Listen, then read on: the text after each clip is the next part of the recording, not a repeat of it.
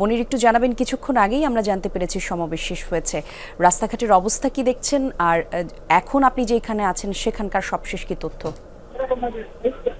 সোহরাওয়ার্দী উদ্যানের মূল যে কর্মসূচি ছিল সেই কর্মসূচি স্থল থেকে বলছি কলি। আসলে এখানে কিছুক্ষণ আগে কর্মসূচি শেষ হয়েছে। এখান থেকে কর্মসূচি থেকে একটা ঘোষণাপত্র পাঠ হয়, যেটা পাঠ করেন আমার দেশ সম্পাদক মাহমুদুর রহমান।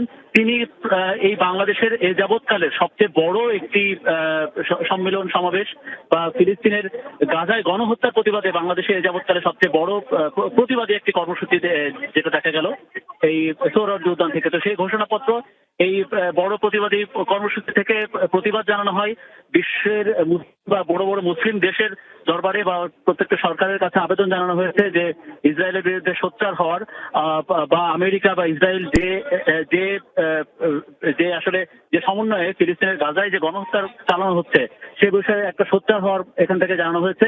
এবং মোট ঘণ্টাখানিকের একটা কর্মসূচি ছিল, যে কর্মসূচিতে আসলে বিএনপির কেন্দ্রীয় নেতারা অংশ নেন, এছাড়া জামাত ইসলামের কেন্দ্রীয় নেতারা অংশ নেন, এই সহ ইসলামী আন্দোলন সহ অন্যান্য ইসলামী দল, বাংলাদেশের যতগুলো রাজনৈতিক দল আছে সব রাজনৈতিক দলের কেন্দ্রীয় নেতারা এখানে অংশ নিয়েছিলেন।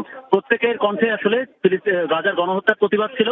এবং এই গাজার গণহত্যার প্রতিবাদের এই যে কর্মসূচি, সোহরাওয়ার্দী উদ্যানের যে সভা, সেটা শেষ হয়েছে মার্চ ফর গাজা। এরপরে এখন একটি র্যালি শুরু হয়েছে এখান থেকে। তারপরেও এখনো যে প্রায় যেটা ধারণা করা হচ্ছে যে প্রায় 10 লাখের মতো মানুষ সোহরাওয়ার্দী উদ্যান বা এবং তার আশপাশের এলাকায় অবস্থান নিয়েছিলেন আজকের এই মার্চ ফর গাজা এই কর্মসূচিতে।